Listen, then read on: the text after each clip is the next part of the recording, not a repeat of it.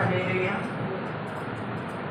ఈ 20 డేస్లోని ఆదివారంతో ఏర్పాటు చేయబడిన కీర్తన భాగము 41వ అధ్యాయము ప్రత్యుష్టార్థం చదువుకుందాం.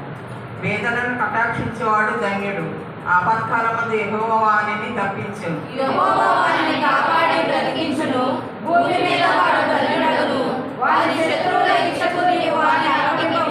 రోగశయ్య మీద యెహోవా వానిని ఆదరించును.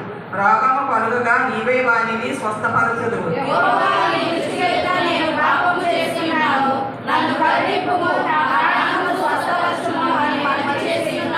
అయితే నా శత్రువులు నా విషయమై చెడ్డ మాటలాడుతున్నారు.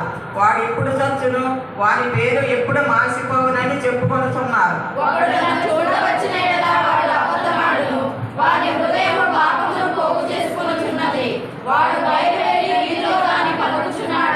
నన్ను ద్వేషించి వారందరూ కూడి నా మీద గుసగుసలాడుతున్నారు. నశింపజేయవలెనని వారు నాకు కీడు చేయని ఆలోచించుతున్నారు.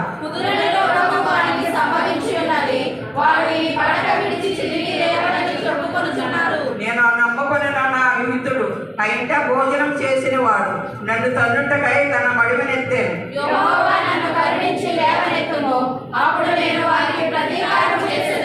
నా శత్రువు నా మీద ఉల్లంఘించి చూడగా నేను నీకు ఇష్టడనని తెలియనాయను.